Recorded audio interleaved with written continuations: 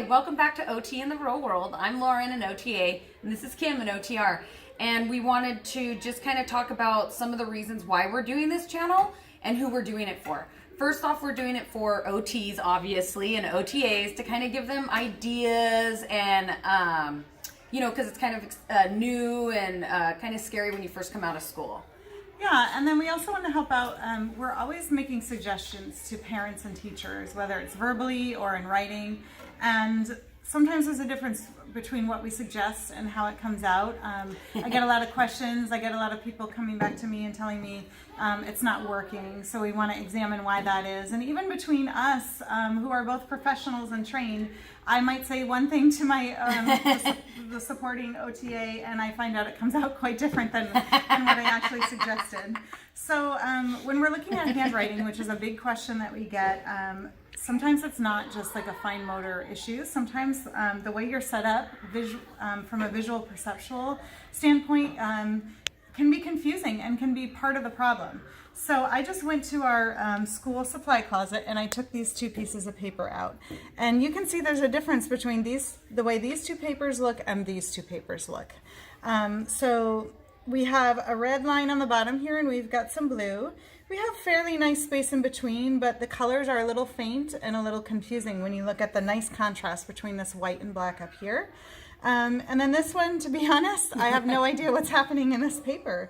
There's a red line, there's a bunch of blue lines. I don't know, am I supposed to write on the red line, the blue line? How many lines do I take up? I'm really rather confused. So this is the type of paper that we prefer to write on. I did buy this one, but you can create it in a pinch by taking this paper and a permanent marker and just drawing a dark line on the bottom. It's not quite the same because it still has this faint line, but it's better, right?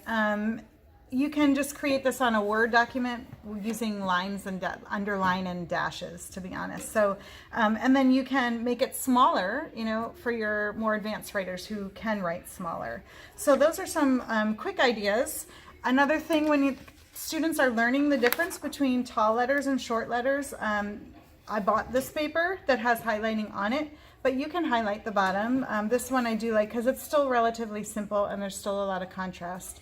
This is not a permanent solution in my mind. This is just when you're really trying to teach the difference between the tall and the short letters. We also do a lot of targeted letter practice inside of boxes. So we make this paper out of, I don't know, shape maker or, adding text boxes on Word, and then we just run it off depending on the size that we want.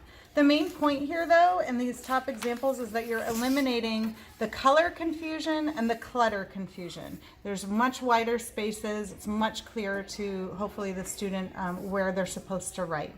We sometimes even get fancy and use tape. This is masking tape, but this stuff is called graphic tape. You can order it off Amazon. Comes in different colors and thicknesses. I would prefer black. I happen to grab red right now, but if you want to add a little physical prompt so that when the student's bumping the bottom line, they're hitting that, that works as well.